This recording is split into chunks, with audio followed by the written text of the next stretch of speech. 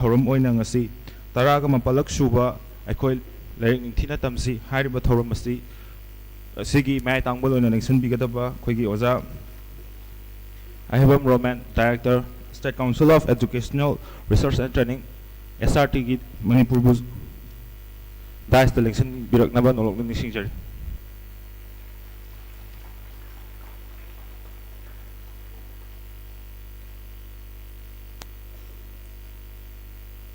Tagachari Ojabu, Mathangda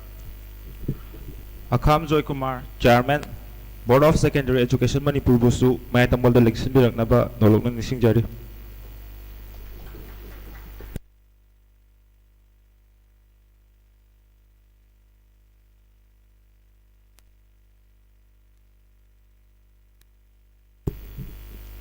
Tagachari Ojabu, Mathangda Wahangmam Jainit Principal Millennium Institute of Sciences pu mai tambol da election birak naba nolok nising jari.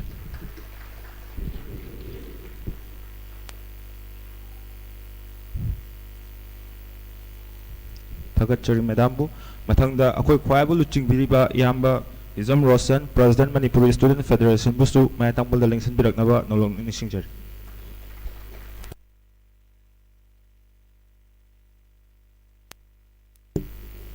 Tagachari yamba busu Makasa tharakpa thorong gi paring oina ngasigi mai tambol da election biriba athuba mithulen sena Maira Singh asibu chukhat pinaba nolok nising jari.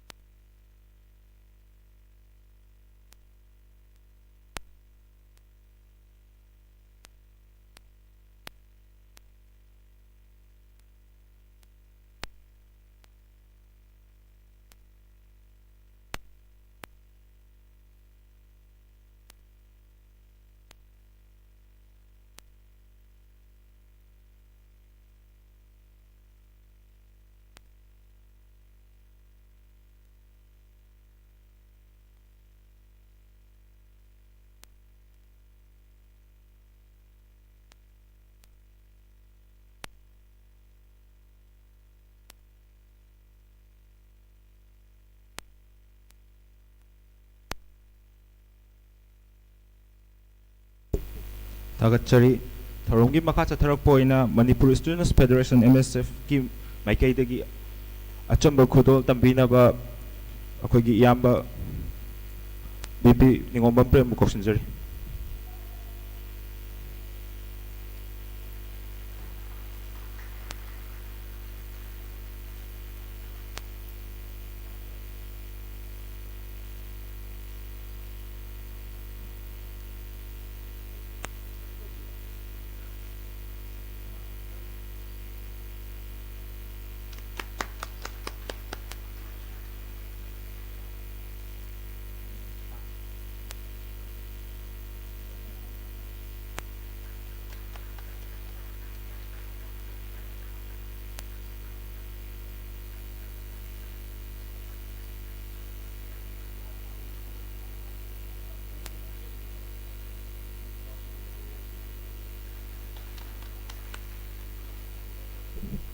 Thagatsari,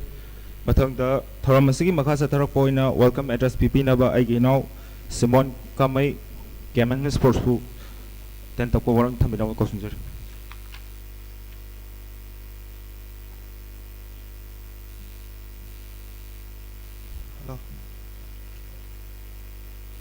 Ahama Maktada School Asibu Konbiriba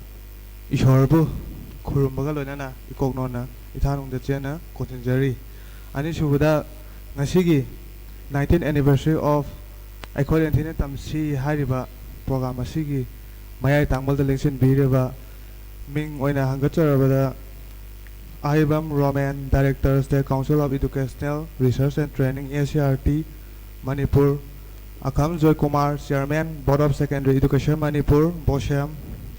Wahengbam Zenit, Principal, Millennium Institute of Science, Amadi, Hizam Roshan Singh, President, Manipur Student Federation, MSF, Head of Hiski. Maya Tamal Lincoln Biriba, Ikai Kum the Matik Jaraba, Shimbu, MSF, Makai, Ikai Kum the Walona, Noruna, Fonuk Cherry, Nasigi, Program Asidbu. Mapung Fan Gani Hatuna Lingbi Ragliba Agi Nushijarabo Ozasing Amadi Satra Sing Amadi Electronics Ki Print Media Sing Bu Ikon on Kum Jabolana Ishoru Kulumzeri Masigi Program Asida Mapung Fan Gani Hana Lingbi Ragliba MSF Sin Housing Bushu Ikai Kondaba Utpuga Loina Nungaba Fondo Cherry Matang Sida Agi welcome address. Thank you.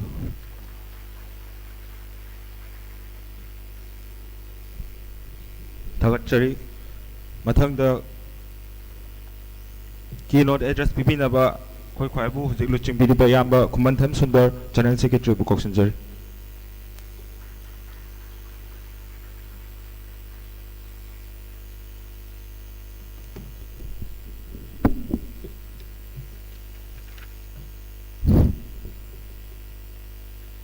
Han Mamaktada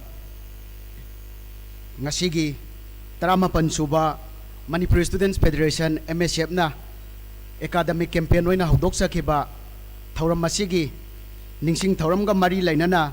aikoi gi thodo hendong na ikai khumnabada matik charaba mingwen hangkat charabada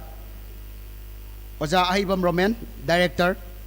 State Council of Education and Research and Training ACRT Manipur Ojabu ikai khumnaba uchabaga noluksari loinana Oja Akam Joy Kumar, Chairman, Board of Secondary Education Manipur, Bosembusu, MSF Ki Maikai Dagi Ikai Kumnabucha Bagaloinana, Noluksari Loinana, School Asigi, Principal Git Tau Pubiribi, Oja Wahengbam Zenit, Millennium Institute of Science, Ojabusu, MSF Ki Maikai Dagi Ikai Kumnabucha Bagaloinana, Noluksari Loinana, Manipur Students Federation, MSF Ki Yamba President Hizam Roshan Busu, Ikai Kumnaba Uchabaga Loinana, Noluksari Manipuri Students Federation, MSF na Haukiba Sahi 2006 ki February ki tang mapandagi academic campaign amoina Haudoktuna Lakiba, Aikoi Liring Ningtina Tamsi, Hariba academic campaign Asigi, Tarama Pansuba, Ningsing Thoram Asigi Thoram Masibu Ngasi, Kwagatel Maya Aikoi Vida Laiba, Millennium Institute of Science Hariba Mahilo Sangasida, Aikoi Ningsing Thoramasi, MSF na Sinja Dunaikoi, Thoramasi Pangtok Sabani, Masigi Thoramasi, Haudoki Bagi Maramdi, Aikoi Iramdam Manipurasida, Aikoi Haukiba Sahi Kaya, Mamanga Daikoi Hausik Lady by Education, give Pibam Masigi, here na Mamanga Lerambasi, Adukimatic Pibam Saram Daba, Aikoi Education Sector Asida, Leramba Kanglona Sia, Dukimatic, Mawong Marin Taram Daba, Sigumba Kaya Si Yangakandada, MSF na Karada Orabasu, here na Papa Maikai da Purak na Bagi Wakalonda, Hariba, Aikoi academic campaign, Aikoi Liring Ningtina Tamsi, Hariba academic campaign Asi, Aikoi Haudoksa Kibani, Hariba academic campaign Asi, Manungsan na, Aikoi na Tongan ba, Manipur gi Loijing Loya da Laiba, Mapam Kuding Magta, Aikoi government school Katan na Tana Lanagi Mahiloisang Kuding Magta Satuna MSF na, Yang Senduna Luxury, Hariba Aikoi na Yang Silibasi Maramdi, Tongan ba Mahiloisang Singasida, Aikoi Lairiba Mahiloising da, Aikoi Langaki Maikai Dagi, Mahiloising da Pangaliba Kudong Zaba Singasi, Hazana Pangbiribra or Mahiloising da Takpi Tambibase, Mawong Tana Takpiribra, Karida Ahoba Lairige Habasina Chingba, kaya ama aikoina yengsanduna hariba awara pa leibasing kaya adubo aikoina mari leinaba department sing da taknaduna aikoina honaduna angam mathakta menkhatnaba ngasi phauda MSM na honaduna laksari maduga loinana Manipuri Students Federation MSM na tongan ba mahiroi sing gidamakta hena yaifanaba gidamakta matam gi oiba thaudo wathok katsanaba da yumpham oiba topic sing khanga charakanda da essay writing competition debate symposium seminar da singba thauram kaya so aikoi MSM na leptana pangthok tuna laksari maduga iroinana Manipuri Students Federation MSM na manaba khunai amagi wakalonda laita laira anem awang khaidana aikoigi paisa sing pijarakanda da aikoi mahi masing tambang ngamjadaba aikoigi tongan ba computer course na chingba tongan ba civil service exam sing thana ba na chingba aikoi coaching chatpa ngamjadaba mahiroi kaya ama so aikoi na khangat charakanda da tongan ba institution sing aikoi khucham narakanda da MSF ki maikai dagi aikoi lemna aikoi mahi masing tambagi khudong chaba kaya ama su ngasi phawbada aikoi na leptana piduna laksari maduga loinana aikoi na sahi khuding gi su tongan ba aikoi gi class 10 amadi 12 thagadriba mahiroi sing gi damakta hena yaifanaba gi damakta kitang do arbasu mateng oigani haibagi wakalonda aikoi na tongan ba district manga taruk na chingba haibadi Impal East Impal West Thawal Bisnupur Kaksing amadi Jiribam district na chingba mafam singda aikoi lemna kanaba lausing takpi tambibagi thauram haidana 45 days ki oiba coaching kaya ama so aikoi chahi khuding gi leptana pangthok sari hantak chahi gi oina so aikoi mafam manga tarukta hariba coaching asi pangthok tuna aikoi losin jakre aduga makha chathajarakpadasu hena mahiroi sing gi damakta yaifanaba MSF na matam pumbada hona jakhigani aduga mahiroi pumna maknasu aikoi MSF na tawriba thabak thoram sing asida support tawbiduna angam mateng pangbiduna aikoi mahiroi sing oirikanda da aikoi na laibak miyam gi damakta aikoi mahi masing tamna aikoi punna thaudang kaya ama lauminaram si haiba wafam su MSF ki maikai dagi thamjage loinana aikoi hanasu MSF na kaya rak hanasu aikoi lauthok sagre aduga handaki oinasu lakadriba class 10 amadi 12 thagadriba exam haibadi bosiam amadi kosiam na laugadriba exam sing da aikoi gi yam kanglon chumna niti niyom chumna exam sing pangthok na ba MSF ki maikai dagi aikoi appeal su tawjari ngasi aikoi gi pangthok jari ba MSF ki trampan suba aikoi larik ningtina tamsi hariba anniversary observation asida aikoi gi maru oina bosiam gi chairman so aikoi thauram asida saruk yajari aduga pangthok kadriba aikoi gi bosiam gi exam council na chingbada aikoi gi yam mawong tana exam sing pangthok na ba aikoi gi bosiam gi maikai dagi su yam kanna hotna birakani haibagi thajabasu MSF na thamjari aduga iroinana aikoi gi mamangda aikoi na mitna urudraga su tongan ba mafam sing da aikoi gi question sing leak oibako sigum bagi chatna bi ama dum laiba se aikoi handaki lakadriba si dadi yam section na aikoi gi question sing asi leak oidana ba mari leina ba kaya na aikoi gi kanna hotna biduna achumba maikai da mahiroi singbu ningthina asengba achumba exam ama phanganna ba hotna ba da thaudang lauminasi MSF na su angam bathakta hotna jage haiba wafam su thamjage aduga iroinana aikoi gi naha oriba mahiroi oriba aikoina mahi masing tamingai manungda khaktan natana aikoi gi chahaidaba chinja kaya chasanduna aikoi gi society aikoi gi iramda masibu mangnaba thengkhang kaya rakta aikoi gi tongan ba mapan gi sapu singna honarigliba sidagi aikoina isagi iramda masibu ngaknaba honnabada tinjang kajang daba afaba khunai ama oiraknaba honnabada aikoina aikoi gi lairiba aikoi gi mayai kaba chinja singasi aikoi chadanaba honnasi aduga MSF na su masigumba campaign kaya ama su aikoi mayai kaba drug thadoklasi haiba campaign kaya su sangsanjari aduna ngasi aikoi gi mahai tamiba mahiroi singna wakal laitana mahi masing tamada pukning changna mahi masing tambiu mahi masing tammikandada aikoi gi laibaki oiba mahiroi singo oiba thabak thauram kaya su aikoi leptana aduma pangthok minasi matam gi oiba MSF na tawrakpa thabak thawai kaya dasu aikoi punna saruk yaminaduna iramdam iraipak asigi damakta matam laiba kibikta aikoi punna thaudang lauminasi haiba wafam si thamjaraga tension jai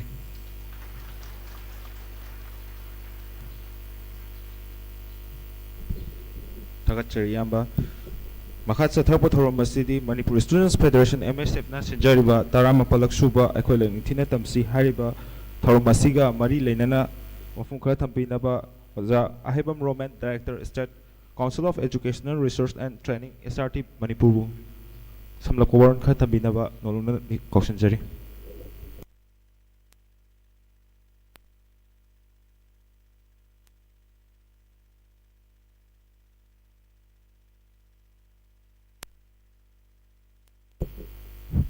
Maktada lengbirikba kudingokpo kurimjari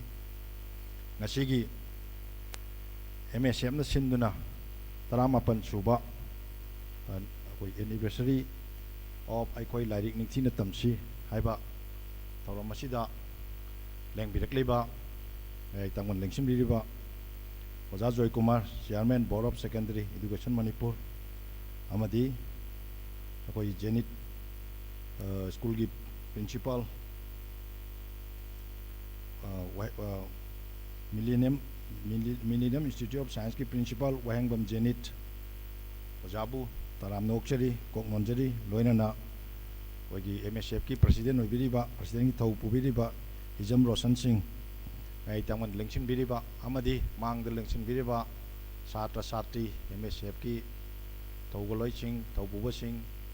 अमदी तिनबिरिबा पुनमकपु आइना तराम नोक्चरी कोकनोंजरी ngasiga sugma thoramsida MSM sinjaba thoramsida yaujaba phangbaidamukta aisu layuk phaba manena khanjare MSM na matam sangna 2005-6 adai dagi hauna khoi lairik ningthin tamchena program ama chatharai haiba program si hujik tinbiriba ambi lengchen biriba icha singidi moi PMB ai ngasidagi chai 38 gi mamangdadi adu khoi khangjawi masidai da MSM na phaja ba wafam kaya matamda puthokhi adul matamamada akoi school singda like tamambasi class 8 paukisda Board of Secondary SRT machine prescribe tawdaba ladik mayam ama adum thokpa mapangi farm jingdagi lawra tamami aduka aduma matam 2005-6 adaida common syllabus kamal textbook ana yaw malaki adugi matamduda MSF so achoba daita logi hanadi like si even SRT na prescribe tawba ladik oirasu kamain torongeda like si writer mayam na like si ire writer mangana tarana ire hariba like sing dudagi akoina committee ma textbook committee na apaba khangatlaga si like sina phare na suppose ang mathematics airo adai natraga English airo natraga na Manipuri airo Manipuri da lesson tara tambachida oja amagi like si lesson mapan ji am phare oja amana nipan ji am phare oja amana taruk phare taret phare sumaina kwaidagi phaba larik to khallaga madu prescribe tawrame adugi matungda haiba yogsi lakpa ganda akoi larik si larik iba haiba writer kai loina ko khalaga Board of Secondary amsung SRT na aphaba khwaidagi phaba larik to ngasai gi khwai lesson tara do da lesson nipan phaba natraga na taret phaba khwaidagi phaba du khallam mani pura larik to pura phai di hairam deba aphaba di aibidi pura phari na di khande magi larik sida oja sigi laik sida lesson mapanji na khwaidagi phajare amana nipan phajare haibdo khwai yambado madu da khallam mani adu hoji common syllabus common textbook haiba yogdu lakhibido ide writer mayam do loina punjalaga khwaidagi phaba larik iraga agoi tambaje haugi ngasi baw madugi chanabido adum leiri adum asi matang sida MSF su sarkarna lawrakpa thorang da achoba role logi masi muchu no hongnai ningsing jage loina na MSF ki sigi program sida yam phajaba program khasu leiki moina hai school gi oja singje oja sidi ojani larik takpada thawai yauba satrabu nungsiba bisi ojai mathauni aduna oja singda haidorakpa oja karim kanda yaure haibidi office da changjal laga natra atopa department singda chatpa maram chadabida aduguma mayam dusu MSM na oja di oja oina lebiu kaina slogan mayam thoki phajai aduga like ningthina tambagi pandam sida aina haijaning badi larik tamingai matam se masi yamna maruoiba matam ni akoina satra magi punchi che yam tenba matam ni chai kun maximum kun manga swai subak surupasida di like tam basi loire yamba matam nate sigi matam da sigi matung da lemauri ba saruk se ꯂꯦꯝꯍꯧꯔꯤꯕ ꯁꯔꯨꯛꯁꯤ ꯌꯥꯝ ꯁꯥꯡꯉꯦꯕ ꯄꯨꯟꯁꯤꯁꯦ ꯃꯗꯨꯗ ꯅꯨꯡꯉꯥꯏꯅ ꯃꯄꯨꯡ ꯐꯥꯕ ꯃꯤ ꯑꯃ ꯑꯣꯏꯒꯦ ꯍꯥꯏꯔꯒꯗꯤ ꯁꯥꯇ꯭ꯔ ꯑꯣꯏꯔꯤꯉꯩ ꯃꯇꯝꯁꯤꯗ ꯑꯩꯈꯣꯏꯅ ꯁꯤꯗ ꯐꯪꯉꯤꯕ ꯃꯇꯝ ꯏꯃꯥ ꯏꯄꯥꯒꯤ ꯃꯈꯥꯗ ꯂꯩꯕ ꯃꯇꯝꯁꯤꯗ ꯐꯪꯉꯤꯕ ꯃꯇꯝꯁꯤ ꯐꯖꯅ ꯁꯤꯖꯤꯟꯅꯗꯨꯅ ꯃꯄꯨꯡ ꯐꯥꯕ ꯃꯤ ꯑꯃ ꯑꯣꯏꯒꯗꯧꯅꯦꯕ ꯍꯧꯖꯤꯛꯀꯤꯏꯗꯨꯀꯦꯁꯟ ꯄꯣꯂꯤꯁꯤ ꯑꯅꯧꯕ ꯄꯣꯂꯤꯁꯤꯁꯤꯅ ꯍꯥꯏꯔꯤꯁꯦ ꯁꯥꯇ꯭ꯔꯁꯤ ꯂꯥꯏꯔꯤꯛ ꯈꯛꯇꯪ ꯌꯥꯗꯦꯕ ꯍꯥꯟꯅꯗꯤ ꯂꯥꯏꯔꯤꯛ ꯈꯛꯇꯪꯗ ꯑꯦꯀꯥꯗꯃꯤꯛ ꯑꯣꯏꯕ ꯖꯒꯥ ꯈꯛꯇꯪꯗ ꯑꯦꯁꯦꯁꯃꯦꯟ ꯇꯧꯔꯝꯃꯦ ꯍꯧꯖꯤꯛꯇꯤ holistic progress report holistic progress card ꯑꯅ ꯂꯩꯔꯦ ꯀꯔꯤꯅꯣ ꯍꯥꯏ ꯀꯥꯟꯗ holistic ꯍꯥꯏꯕꯗꯤ ꯑꯩꯈꯣꯏꯒꯤ ꯀꯩꯅꯣꯅꯤ ꯑꯦꯔꯤꯌꯥ ꯈꯨꯗꯤꯡꯃꯛꯇ all round ꯍꯥꯏꯕꯅꯤꯀꯣ all round development ꯑꯅ ꯃꯍꯥꯇꯃꯥ ꯒꯥꯟꯙꯤꯖꯤꯅ ꯍꯥꯏꯔꯝꯕ ꯄꯣꯠꯇꯣ ꯃꯗꯨꯃ ꯍꯧꯖꯤꯛ ꯂꯥꯛꯑꯦ ꯃꯗꯨ holistic ꯑꯣꯏꯒꯗꯕꯅꯦꯕ ꯁꯥꯇ꯭ꯔꯒꯤ ꯗꯤꯕꯦꯂꯞꯃꯦꯟꯁꯦ ꯀꯔꯤꯗ ꯑꯦꯀꯥꯗꯃꯤꯛꯇ ꯑꯃꯗꯤ ꯀꯜꯆꯔꯗ ꯂꯤꯇꯔꯦꯆꯔꯗ ꯑꯗꯒꯤ whatever ꯊꯦꯡꯅꯔꯤꯕ ꯄꯨꯝꯅꯃꯛꯁꯤꯗ ꯁꯣꯁꯥꯏꯇꯤꯗ ꯑꯐꯕ ꯏꯁꯝ ꯁꯝꯕꯗ ꯑꯐꯕ ꯃꯤ ꯑꯣꯏꯕ ꯍꯥꯏꯕꯅꯦꯕ ꯑꯐꯕ ꯃꯤ ꯑꯣꯏꯒꯦ ꯍꯥꯏꯕꯗꯤ ꯂꯥꯏꯔꯤꯛꯇ ꯏꯔꯤꯕꯗꯨꯗꯪ ꯈꯪꯉꯒ ꯌꯥꯗꯦꯕ ꯑꯩ ꯏꯁꯥꯁꯦ ꯀꯝꯄꯤꯇꯦꯟꯁꯤ ꯑꯅ ꯑꯩ ꯏꯁꯥꯁꯤꯒꯤ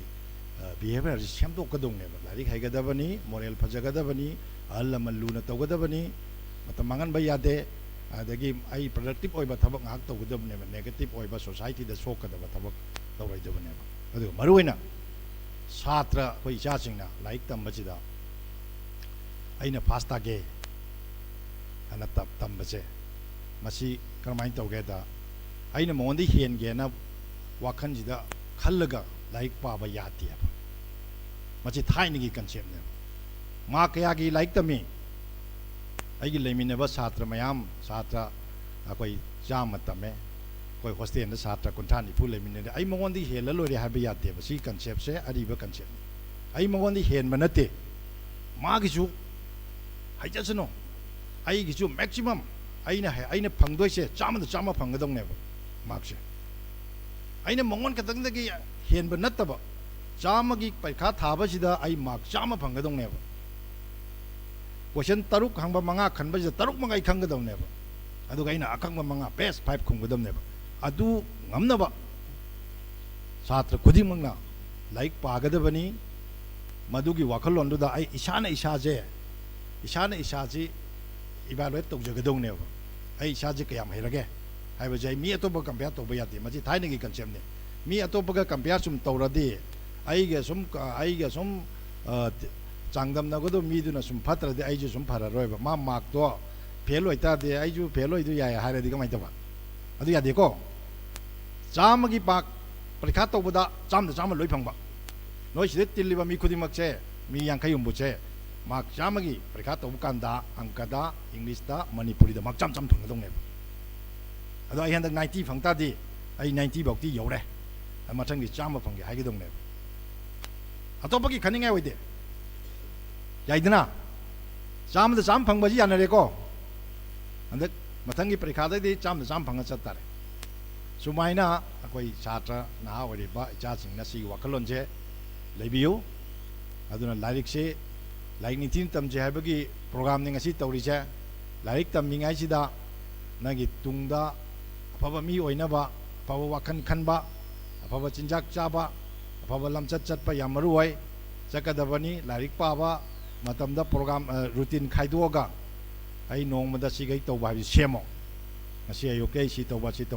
program ama semo rutilama adi matungina tauragadi like pa badu mangam chatkani aduga like paringai matamda wakhanje choitokpa yadeba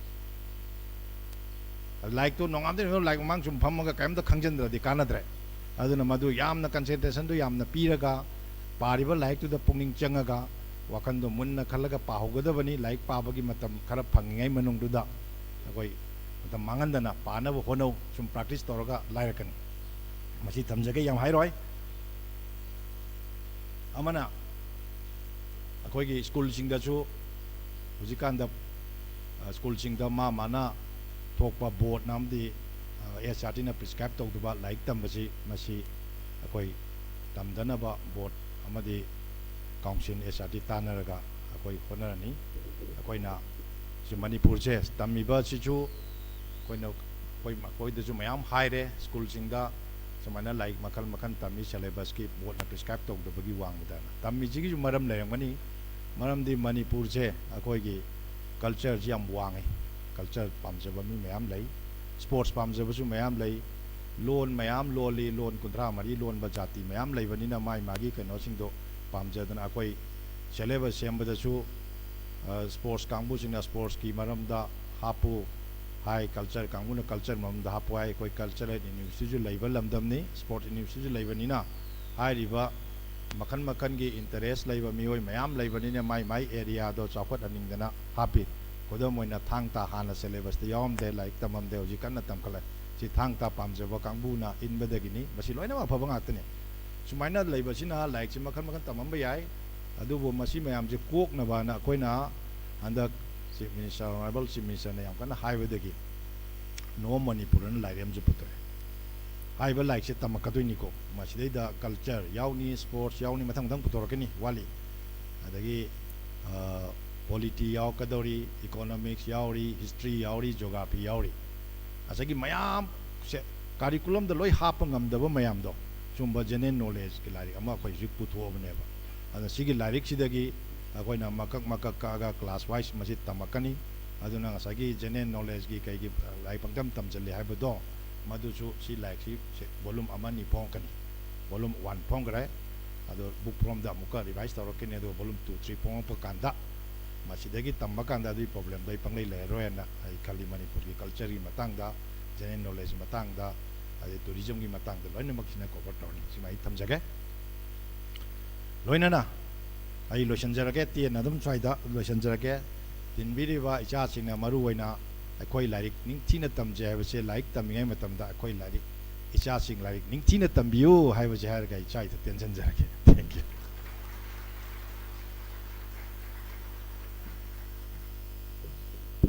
Thagachari Ojabu, Mathangda Akamjoy Kumar Chairman Board of Secondary Education Manipur Bosembusu Samlapko Waron Thambinaba Nolong Nishingjari.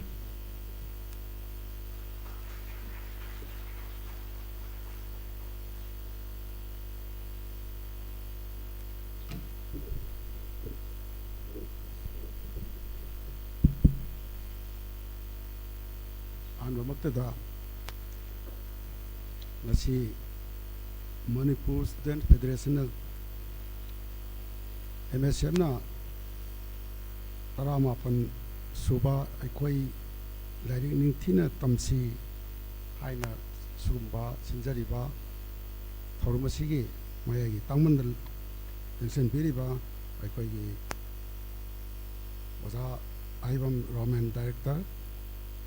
State Council of Education Research and Training ASRT aina khangnaba Manipur kai khumdobasari loinana Wayangam Zenit participant Millennium Institute of Science su ana kai khumdobasari loinana Hijam Roshan President MSF aposi kai ba khumdobasari loinana akoi ge ngasigi forumasibo coverage tawnabai damakta koi media gi print media electronic media pension beriba akoi gi nuksijirba satra satri sing atu otopa invite permapu soyana kai punu seri ngasigi sugulba tara gama pan suba akoi larik ningthina tamsia bese masigi ngalingi gi pirota function si ak yaw ai yaw jagre yam siengna masigi nunggi ba one top pantamsi akoi gi mangda MSF ki uji president pubiri ba sorry secretary pubiri ba secretary manasu fajana di thabikre adu bo khetang ai oktok dai tare thamjage point an baiga ai thamdoi point che an bani suba om dubata ai lochen ja doine an ba si akoi gi ki pandamda akoi si lady boy school ki asugumba system sida karumba khitang pen da ba apen ba leibanina adu leibadagi akoina yengchenna ba pada school dagi awada pa karigumba leiramba sing tu paw du pijaraga akoi mari lenoba authority da mateng pangboina abai tawjagi bani haiba wai si yam phajaba akoi gi top top organization sigi manung da tawjage ningi bedo phongtora bani masimak matang matam yam sai loinana asugumloba thong asi koi kanana maruina tawgadage tawroidage bedo awat ban mekhapi bani aina thamjani ipse school lama pharange harbadi waza sing satra wazana laik takpi satra takri bedu tai khangna na bo hone adubo wazana su takpo matamda wazagi oiba tai ba mongsi matamgi matoina ohong balai hauji digital education na lai technology kya sijenaraga wazadu duna satra ji takpi rapagi satra jino tu adubo khangna na bo hono hobu asugumबगी awat apa kaya lerpasi aikoina aikoigi leiriba school singse education department har targadi education department da aikoigi leiriba school singse department sing tuki official sungdana itattatna yengjan biba kari torige awat pa kari leirige kari kari infrastructure wali ke hybrid sing ba yengchen bin na magi tattatna to but targati hena phabo igani masigi matakta akoi gi satri organization sinasu kariguba yahuba ngamdaba kharada sida sumba awat pa leire haidana khangal langna bagi lambi ma thambani masigi wan tokse sugumloba aikoi lairik ningthina tamsi haibasida yawi haibase kanjare masi yamna phaba khongthang ne masi mak yamna tungkoina honabada aikoi sokthaba leitana honabiyo madu muktada aikoi se ngasi se aikoi ngasi ma koi sata sati singse masi aikoi gi lanne hayengdi haibadi tungdadi makoi se maru sangba adugumba tungi yumbre lama oiba ngamna ba hona kata achouba thodang lorkodori benina makoi ningthina salhan bama darkar lei aduga loinana hojik leiriba ngang singse makoi gi skill talent tongan na leiba ngakani akoi skill ina talents makoi da leiriba se phuto hanbagi lambi se akoi matam mamiki education pattern education systems na phajan punjan badona leibiramba 21st century ke NAP 2020 lakpasida adugumlaba akoi gi phajal pujaliba phuto pangamdana leiriba sije phudok hananaba achoba lambi ma fatpa kari haina angang amana magi ton ba telen ama leje base mamangi education pattern dadi kanabam khangande ba hojiti mado general oiba academic da haija singjedaba tongan ba skill da maksagi tongan ba inherent talent kya leibado kanaba lobi daba credit to bidaba ado hojiti aikoi ANP ki lakpa matamda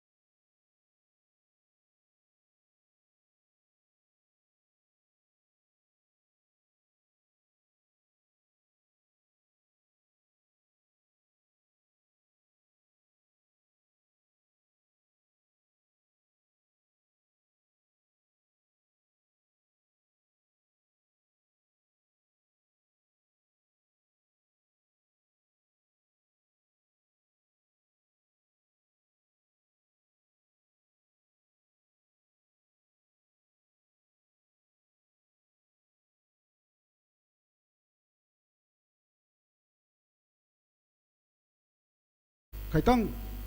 मेंखत्पिरगदी Hena funny हाइबा सिगुम थौना लेना चोंथोकपिरबसा मसी आई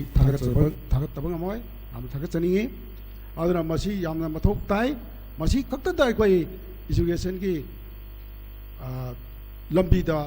ngasi akoina lauriba quality education se phangba ngamni na khale natragadi akoi chindata lawba thabuk oi ro thokpa ngamoi quality education sida tawno bhana bada kari change che je sugi thoram sisu darkar lei sine ina thamjani se aduna akoi gi satra sati khudi manasu ngasi akoina phamba laga ngak staida noi laune haraga lakpa oibra 시디다 ngasi기 수금바 펑션시다 가리 하이게 하이나 가리 똑시게나 따기게 하이바 와펌지 따닝በ기 락브라 아마디 소이드나 여러분들 니시봉다 노미 또부스 여리 아이나 송칸바다 소이드나 puning 징나바마 아코이시부 잣대야다 잘리브라 아두가 와자시나 가리 하이게 하버세 강가가 아코이 होगिबा कया लेरगसु ngasi haiba numistigi onward tadi aikoi si sana oza sumbama wale si pami haiba su oza sing da haibi ba oza sing na su madu menkapina bo hona ba adugi matakta oza sing durang ngam da batabak to mari leina ba authority da thammaga pukhat minara kanda education gi mapung pha ba quality education ai do porpa ngam doini ai sumaina ngasi akogi aikoi lari ningthina tamsi aibagi nungi arthase hena mapung phana ba ismaina phondok chani loinana hojikse leiriba koigi icha ino sata sati sing metik thagada bangang sing si yauri bara yauda bara amuta khumbiro ayau bara yaudar kasu yaude kasu haibiu yaude 한덕기 클래스 때 타가다바 ngang 야우리브라 하 야웨 야우드르게디 ngang 로이토바 야우브리나 하우직 매트릭 परीक्षा 타가다바게 लाकदोरिबा फेब्रुवारी तांग तराग मापन 19 फेब्रुवारी 2025 तदे matric परीक्षा सोयदना हवरगनी तौरगनी आदुना परीक्षा सिगी दमकता मांगोइना अखोइना ओजासिंगना नखोइदा Tapi तंबीबा मयामा निंगसंगदुना काउगिदबा कयादो revise तौदना निंगसंगबा तौबिरो निंगसंगना होनाबिरो परीक्षा निंगथिना लाई निंगथिना तमसी हाइबा दुमाइना परीक्षा निंगथिना थासी परीक्षादा Aran away तोन मखन की means सिजनबा नत्तबा अखोई खंजरीब पोट अखोना थमजरीब इसागी ब्रेन इसागी नॉलेज यावजरपदो इब ngमनब हौजितगी फेंगबा हौबिरो परीक्षा सोयदना पांथोलगनी लोइनना असि नत्तबदा परीक्षा सिगी थाब ngमनब उपाय अमा नत्रगा उपाय अमा सिजनरगा अखोइदे परीक्षा से पास तौदब यादे हाइबा लंबी सिजनबीगनो करीगुंबा सिजनब थोलक तारबदे अखोइगी स्टेट एजुकेशन डिपार्टमेंट की गवर्नमेंट की मखादा मागी prevention from the malpractice हाइदना तोंगानबा 2024 दा सेंग्रबने अदुना करीगुंबा साय खुदमोइना अखोइना इलेक्ट्रॉनिक गैजेट कनागुंबा छात्रमना मागी मोबाइल फोन से माना हापग पूरग चंगमो करीगुंबा माइक्रो नोट अमा पाइरग सिनब नतबा मागी तौगनु हाइबा पोतो तौरम्बा मोबाइल फोन दो मसादा चेक तौब मतमदा यावरम तारगदी मधुगी वइबा पनिशमेंट पिभम थोपदो पीरगनी हाइबसे होजिकी प्रिवेंशन आईडी पेनल लॉ दु यावरी बने पेनल लॉ की प्रोविजन जिंदो मसा खाइना अखोई छात्रसु ओजासु परीक्षा ड्यूटी तागदर खुदिमक खंगमिनब मथौ ताई मधु वेबसाइट दुम लेरबने अदुगुंबा अदुगी वांगमदा हेंदोना थवइदना चक्लम थोलबदी मधुगी वैब मतिक चाबा पनिशमेंट दो फंग मतमदा अखोई करी हाई तारे वारोंगाई लेते पीदबसु यारोई पिरकनी ममांग ममांगदा नतबा means तौरमनब होनबदा फारगा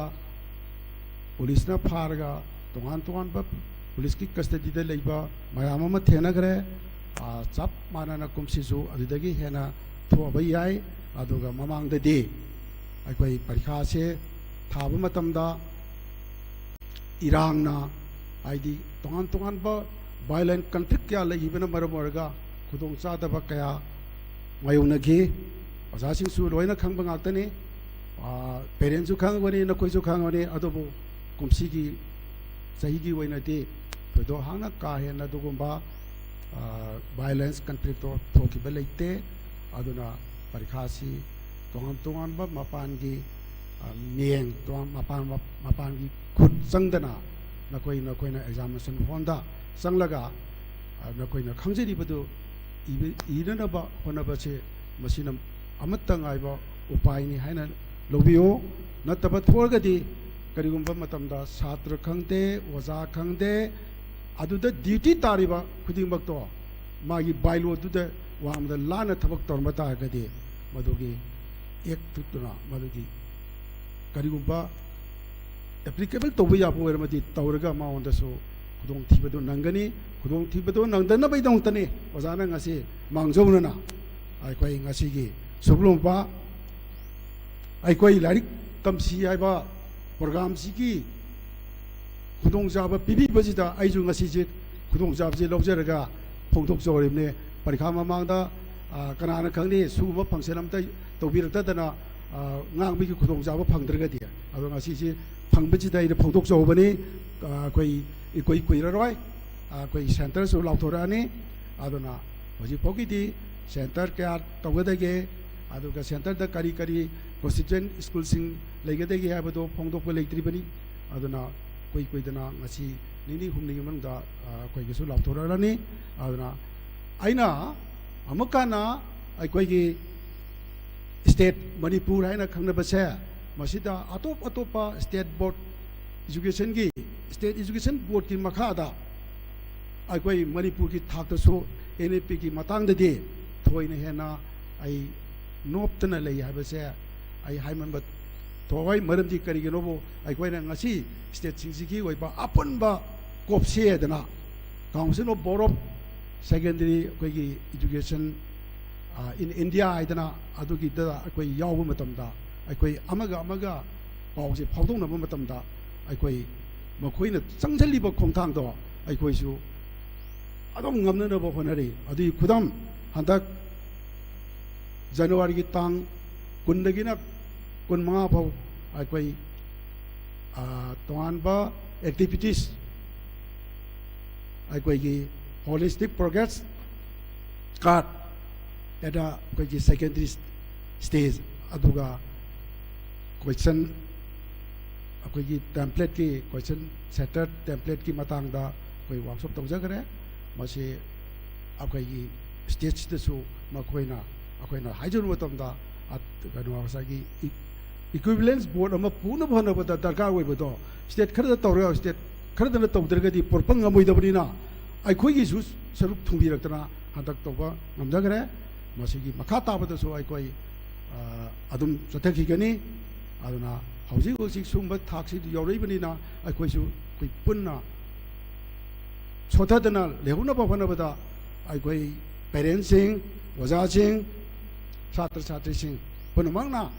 board of secondary Manipur असिदसु मटिंग पीबीयू हाइबगसिगा लोइनाना ngasi अखोइगी असुगुंलबा एमएसएम ना सिंदे लांजरेबा असुगुंबा थबक थोरमसे ngasi लेइबसितगी हेना कुमंग चौक्सना माइ पापो परपो वसनु हाइबगा लोइनाना आई मतांगसे थेंजिनदगे थैंक यू ऑल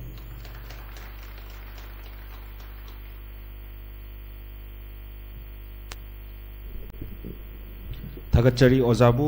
थौरम असिगा मरी लेनाना मरुओइबा वाफम क्या थंबिरबगिदमक ओजाबु अमुक हन इकाइकुमनबु उत्पगा लोइनाना थागत फोंदोकचरी मथंगदा मैम ओहेंगमम चैनित principal Millennium Institute of Science पुसु ꯊꯧꯔꯝ ꯑꯁꯤꯒ ꯃꯔꯤ ꯂꯩꯅꯅ ꯁꯝꯂꯛꯄ ꯋꯥꯐꯝ ꯈꯔ ꯊꯝꯕꯤꯅꯕ ꯅꯣꯜꯂꯨꯛꯆꯔꯤ꯫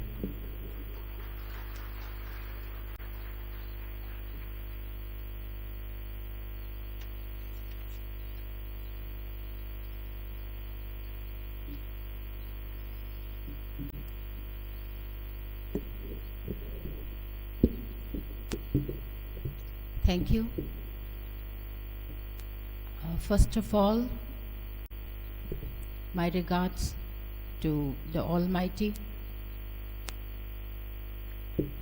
Good morning, everyone.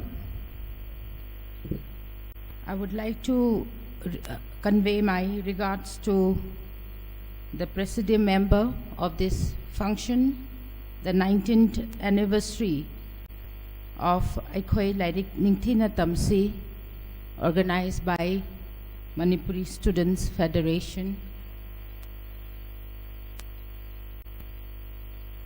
Sir Ahibam Roman, Director, State Council of Educational Research and Training, SCERT Manipur. My regards to Sir. My next regard goes to Sir Akam Joy Kumar, Chairman, Board of Secondary Education, Manipur, and Hizam Rosen Singh, President, Manipuri Students Federation. People present here, all the members of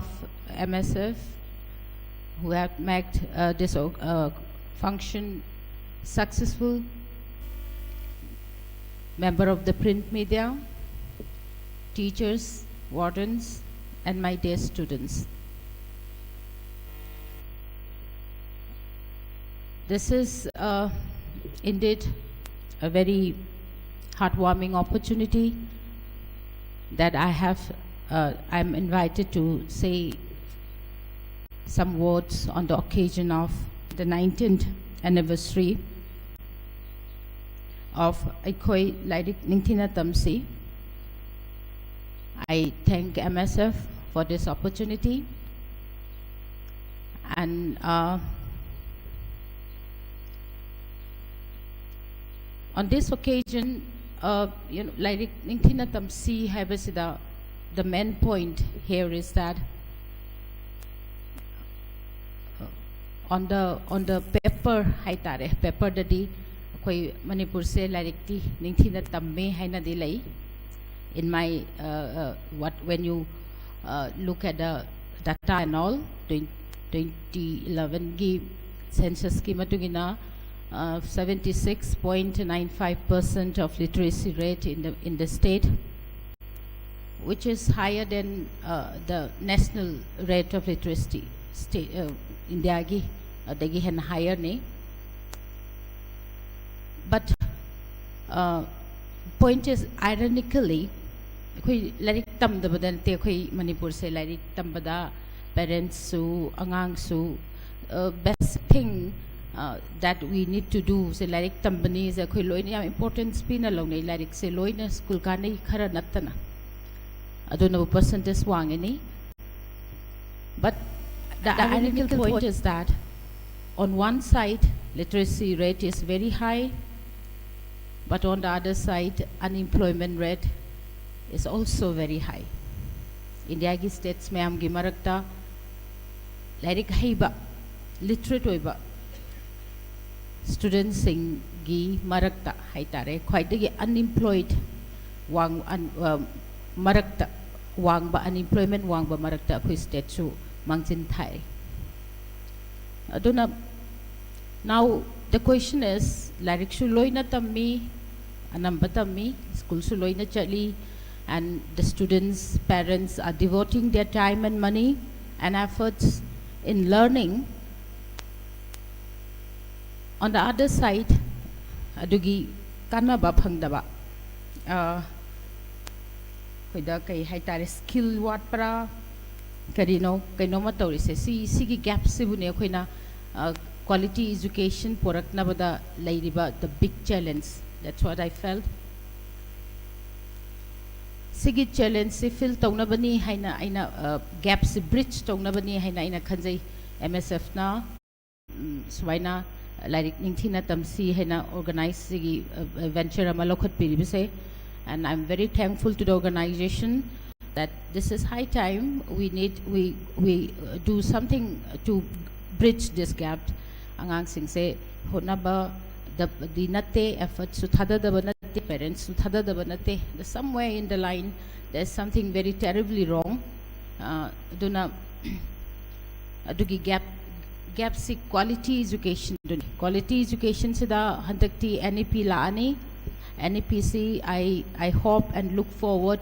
to the effective implementation of this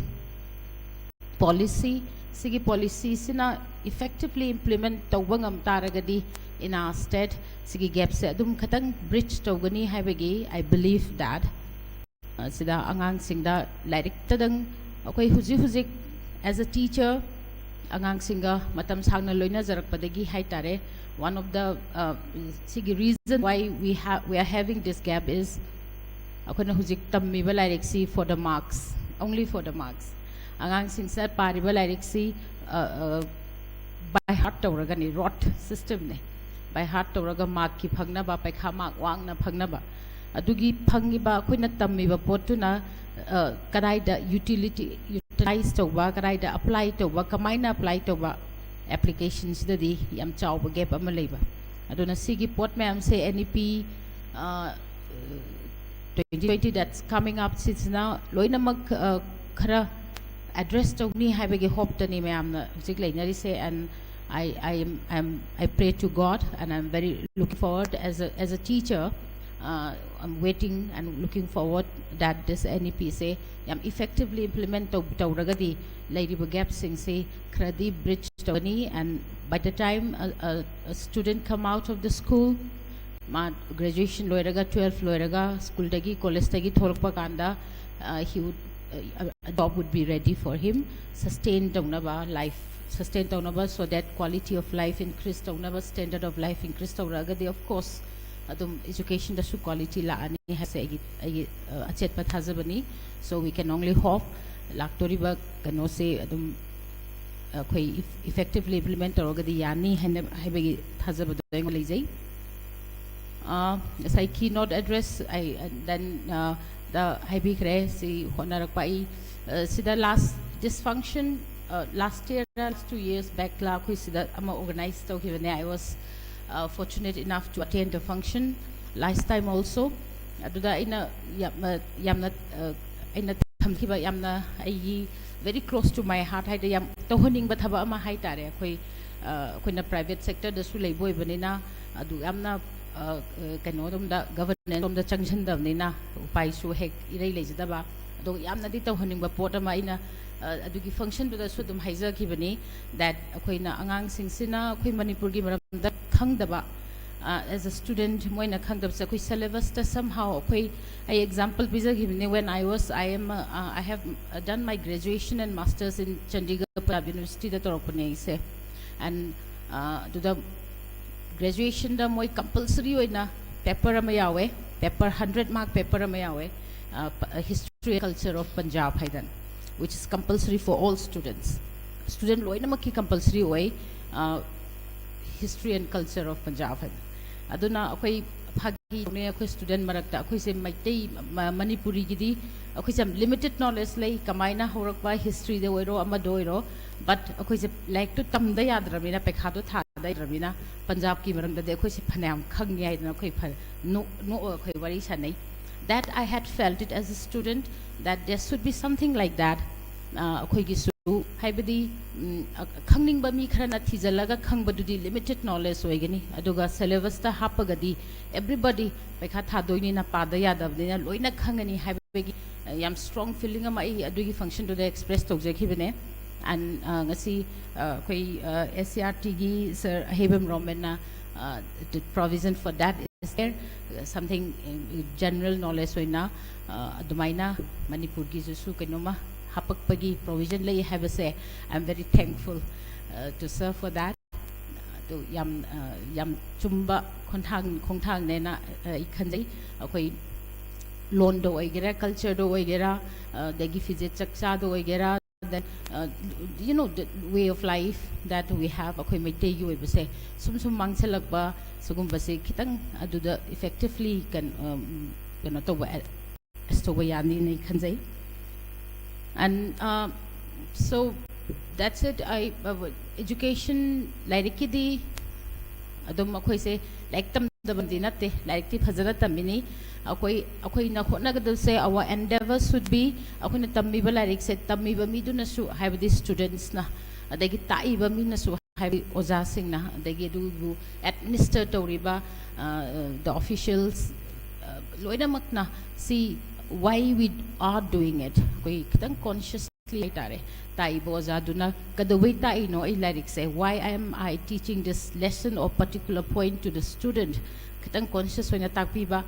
tammi ba angang mi ba class ta phami ba ngang na su kitang conscious when election bi ba why am I here ai nga si phami se kai no oja sigi mamang dai na tari ba se kai maram ki tari no degi governmental ibiriba departmental ibiriba department ki mayam na su why am I here kun tawri thabak se kai no have se ko isai sai ki thabak to kitang conscious when na to biragadi kaisu yamna waba yamna lap da leiba kano em dinatte na ina khanjai that it is achievable and surely koi soidana future da any lakpaga and sigi MSF kum organization na yamna sumaina honna bidana sigi awareness school chatana sumaina sinbi basi one of the very effective way to deal with the problem soidan maki kano lakani sugumba changes positive changes lakani haibagi thajabasiga thamjaraga ai ngasigi ai speech attention jarage. Thank you everyone.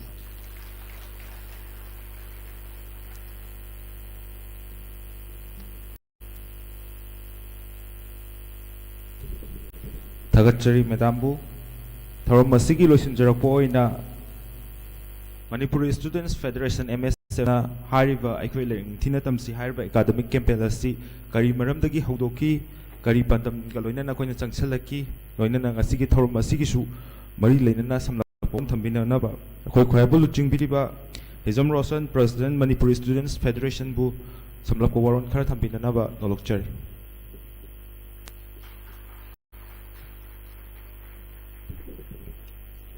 Harma maktada President के member की फंफम लांग election बिरिबा खाइपुना मुपुई खाइकुना बुचरी मिंगोइन हंगचर बदा Ayubam Roman Director State Council of Education Research and Training ACERT Manipur kaikunu chari Akham Joy Kumar Chairman Board of Secondary Education Manipur Bosem kaikunu chari Wahengbam Janet Principal Millennium Institute of Science kaikunu chari amadi mang election biriba chatra chatri amadi press amadi electronic media gi kwai puna mu kai kunu sari nasi MSF na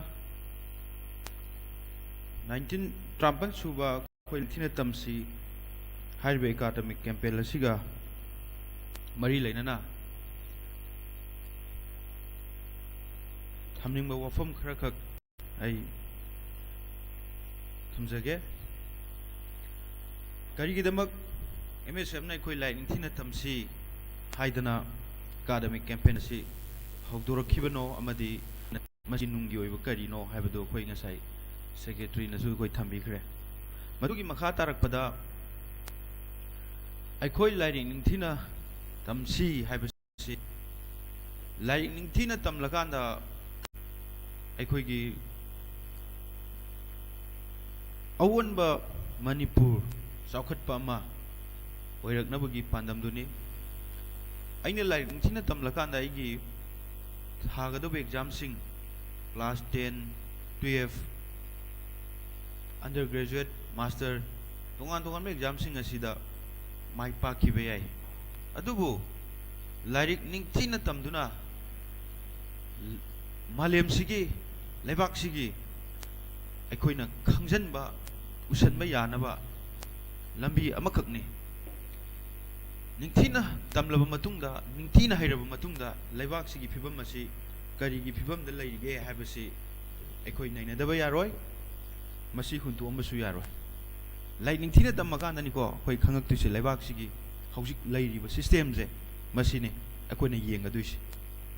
naha moina Sartre Moina युद्ध Moina Tungi future की दमकता अखोइना ngasi lyric तमलिबने Tungi future की दमक अखोइना ngasi लेवाक्सी की दमक कोई लेरिबने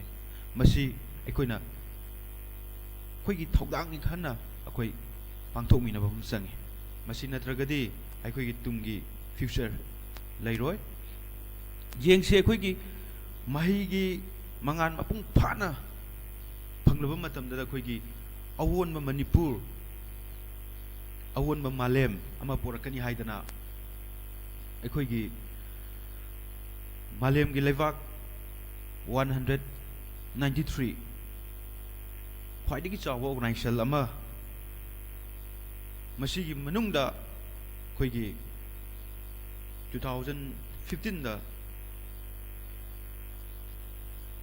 अखोइगी inter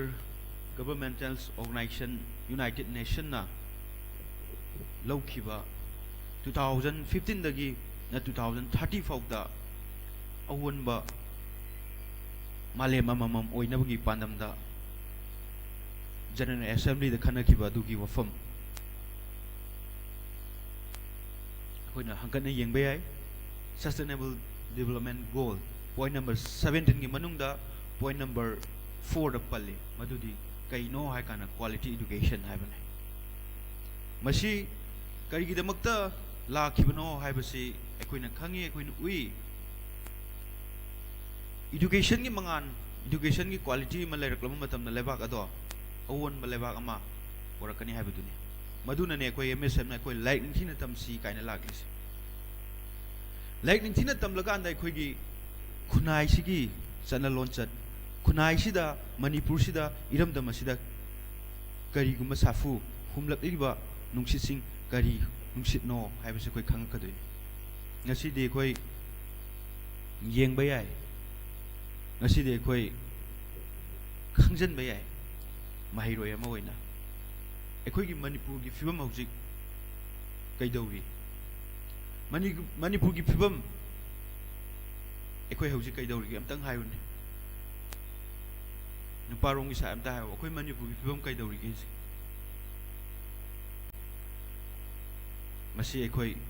महिरोय अमा ओइना अखोइ खंजनदबा यादबा मखक लाकपुतुनेब मसीगुम्बा तांगक असिदने अखोइना ngasi लेरिसे करिगिदमक्ता अखोइगी Manipur से India दा हेक तिलुबदगी ngasi बोक्ता अखोइगी Manipur की तांगक क्या दा अखोइगी पुंसिरोन दा अखोइगी अतुकी मतिक हिंगबदा सैथें क्या अमा फंगागा लाख्रबन ngasisu सैथें सिंग अदो अखोइगी मांग तादुन लई सैथें सिंग अदो मियोइगी पुंसि क्या दा नंख्रबने मसी अखोइ हंकना येंगदौबने मदु नत्रबदि अखोइगी मणिपुर अखोइ लेरोय अखोइना ngasi लाइक लाइसु तंबदा अखोइना फंगकपा अखोइगी ज्ञान अखोइगी लौसिंग अदो अखोइ लौसिंग अदु इरमदमगिदमक्ता अखोइ करिगुमा इरमदमगिदमक्ता अखोइ करिगुमा मखक तौरंगे हाबगी वखलोंदा अखोइ हिंगदौनी मदु नत्रगदि इरमदम कनमिनब कनासु लेरोय येंगसी इंडिया के अदुगुमलबा मणिपुर लैंड रेवेन्यू एक्ट 1960 अमदी आर्टिकल नंबर 371 सी दा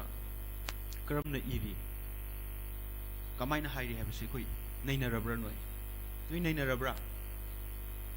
नोय महिरोय अमा ओइना लेबाक सिगी करी थोकली हाबसे कोई नैनबम थोकने अखोइ कनासु नैनदे सिंग अमदी तम हाइदना लाइडिंग मानहंदना इसिना ओइबगी लंबी थादलहलकांदा वाल खाजलगा थंबई मवोंगदने ngasi थमलिसे मणिपुर की पाक चावरबा 100% की मनुंगदा 8% खतंग ददने हिमिनरी फुदु खुदिंग मंगना ताबा यारिसे लैबा यारिसे 92% अमदी प्रोटेक्टेड एरिया हाइदना लैखम कनामदना थेंबा यारोय कनामदना संगबा यारोय मसीगी मसीगी सिगुमलबा यामना साथीबा कॉलोनियन की ओइबा एडमिनिस्ट्रेशन लमा इमखादा अखोई ngasi हिंगलिबने मसी अखोइना ngasi कनासु महिरोय अमा ओइना अखोई कनासु नैनरमबोय मसी नैनब मथौ तारकलबने अखोई महिरोय अमा ओइना अखोइगी लमसिबु अखोइगी इपा इपुना थंबिरमलबा लैबाक असिबु मचेताना थुगाइरकांदा 8% दुदा मुक अखोई लैब खुंदाबा याहनबगिदमक्ता पॉलिसी मखक थंबिरिबनेबा मसीदा अखोई अमुक हिंगमिनरिबा फुरुप खुदिमक अमग अमग नुसिनहननबगी सिंगसेप अमुक थाबा लेपत्रिबनेबा मसीगी पॉलिसी सिदा अखोई अदुम क्याम कुइना कोई मखाताना अखोई लैगिदुइनो हाइबदुनेबा 8% दुदा चिंग पात तुरेन खाइदोकांदा 4-5 खतंगने मसीदा अखोई फुरुप खुदिमकना चंगगा लैबे यारिस लाइनिंग मानहंदबा लाइनिंग लाइसोन मानहंदबा खाइदोकांदा चंगनाबा याहनदबगी मवोंगदा तोखाइना डिवाइड एंड रूल पॉलिसी सानरगा लिसांगसिना लाख्रबने अखोइगी पुंसी अखोइगी रमदमदी कनानासु ngakpiroi isana iramdam ngakchanaba koi hoinagadawne nahasingi punsisu ngasidi kaidawre nampuda drug pijaduna nampuda isagi pak tahonduna ngasidi iramdamgi wakhalon machet amung khalandrabane naha mayamgi punsi se drug ki pak taholakanda drug pijarakanda iramdam masi kanana kangadoino amta hayune nakhoina निशागी पागा तावख्रबा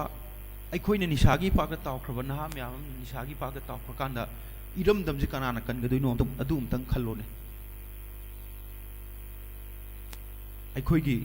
तंखुन ताना मांगहन्नबगी तंखुन ताना मुथतनबगी yellow proof सिंगसे मसी honour लिबसे अखोइ कनाना थेंगनगदुइनो अखोइ सुम निशागी पाकता कोइ ताहलगा सुम लैख्रसिरा अखोइ मुलहनग्रसिरा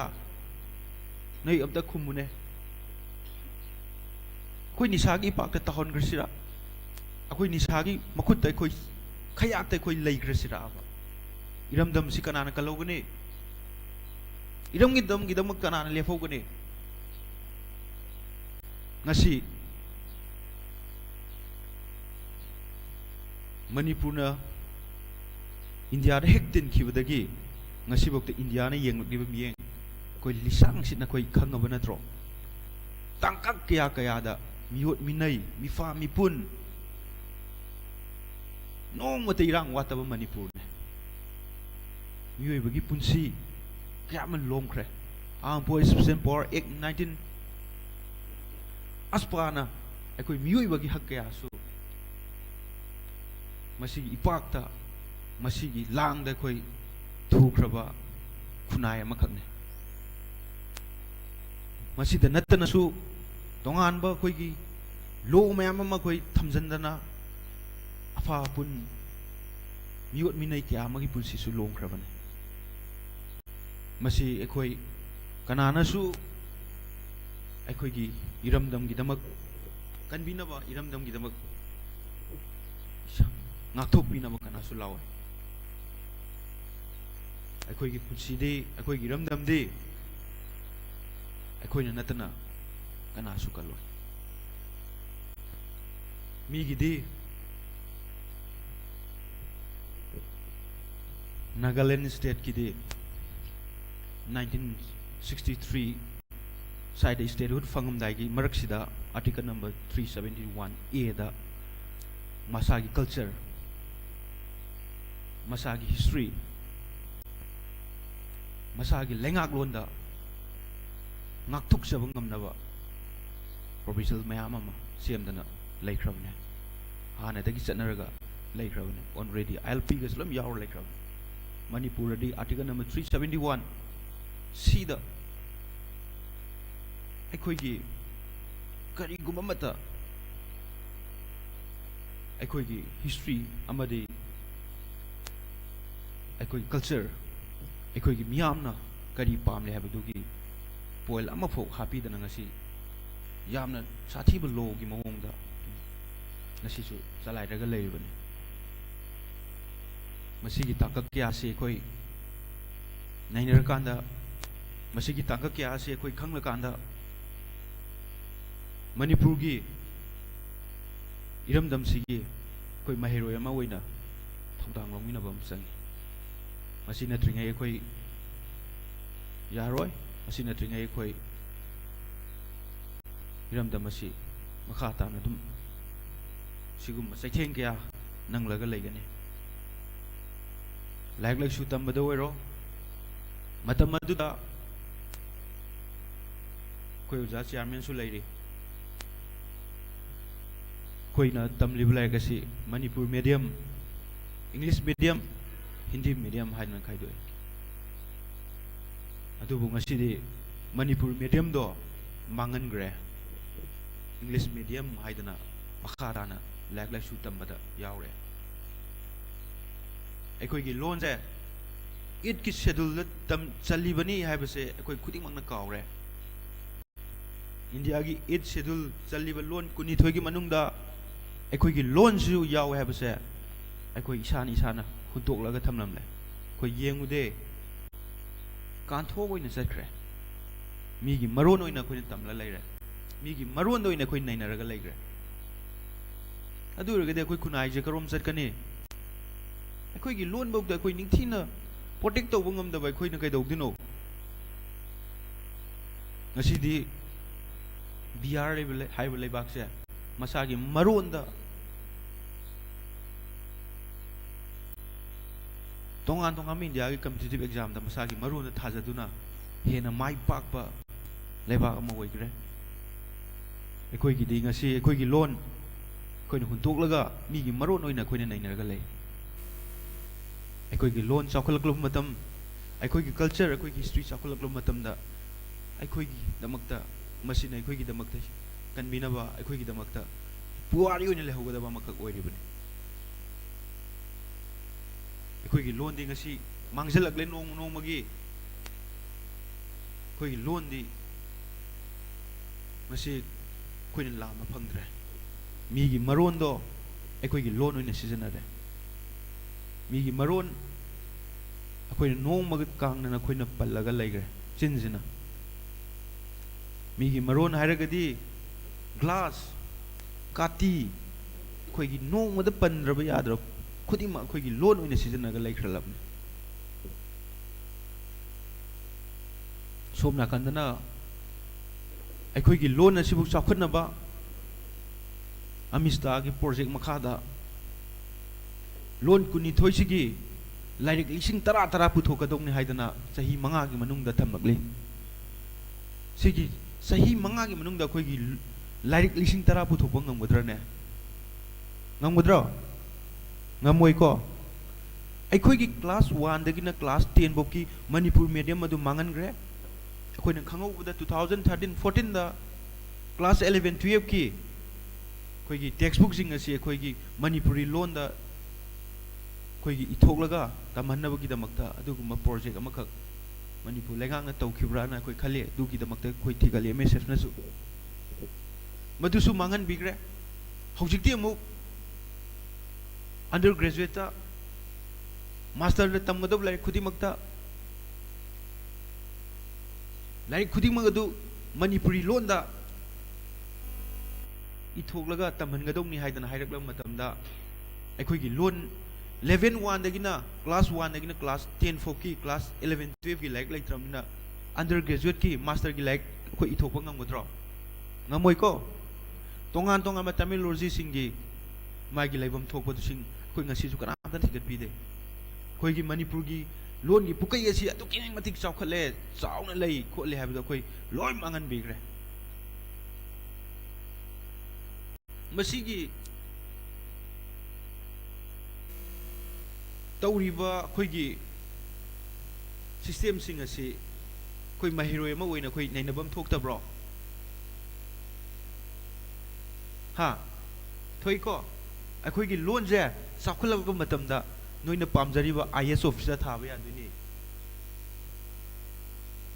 NEET थाबे यारक्तुनी UPSC exam थाबे यादुनी तोंगान तोंगान एग्जाम सिंगदा अखोगी लोनदना कॉम्पिटिटिव एग्जाम खुदिमक्ता थाबे यारकदोनी अखोगी लोनदी मराई चाकथरगा ngasisu dum thambikre अखोगी लोन बु ngakse bangam da bai khoina iram da manipur se kana ngaklakadino ai khoina natro jikte ha ai khoina ngasidi iram da mase ai khoina ngaksena bai khoi thorang tong mathau tarabane khoina kanjana ba Indiana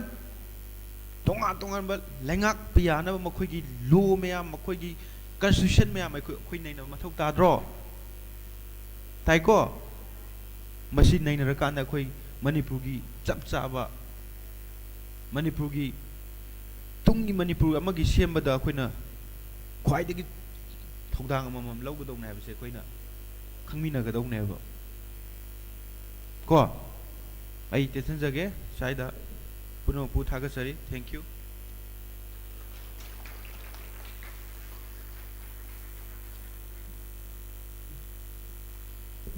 Thagachari Yama President Bu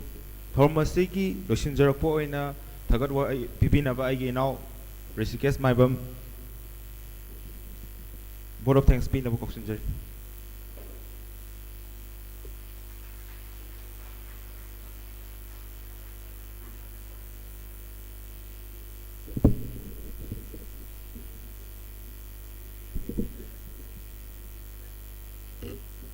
ngasi February 9 Nomaijing Yaifarwa numit asida 19th anniversary of Akola Intina Tamsi Hauramasi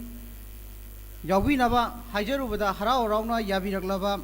Mingwin Hangacharabada Ahanbada Ahibam Roman Director State Council of Educational Research and Training SERT Manipurbu Ikai Kumnavagaloina Tagat Pafongdokchari Anisubada Akham Joy Kumar, Chairman, Board of Secondary Education, Manipur, Bosem, Bu Ikai Kumnavagaloina, Tagat Pafongdokchari. Ahum Subada, Wahengbam, Janet, Principal Millennium Institute of Science, Bu Ikai Kumnavagaloina, Tagat Pafongdokchari. Mari Subada, Yamba Hijam Roshan, President, Manipuri Student Federation, Busu Ikai Kumnavagaloina, Tagat Pafongdokchari. Loinana, Ngasigi Tauramasibu, Yawiriba, Ozasingusu, MSF Ki Maikaidagi, Ikai Kumnabaga, Loinana, Tagatpa Fongdoksari, Loinana, Iskun Sigi, Isin Nausing, Busu, Ikai Kumnabaga, Loinana, Tagatpa Fongdoksari, MSF Ki, Head Office, District Branch, Unitagi, Lakpiriba, Isin Nausing Busu, Ikai Kumnabaga, Loinana, Tagatpa Fongdoksari, Loisalakpada,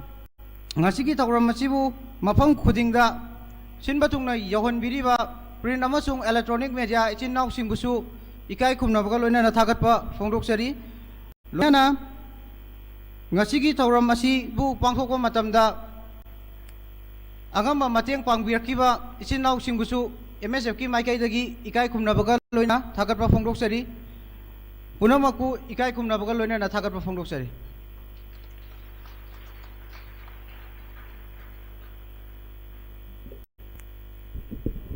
Thagachari Inabu Mai Tambol the Lingson Biriba, Ozasing Amasung Yamadagi Ayablo, Jaraga, Tauramasi Matang Soy the Lucinzer.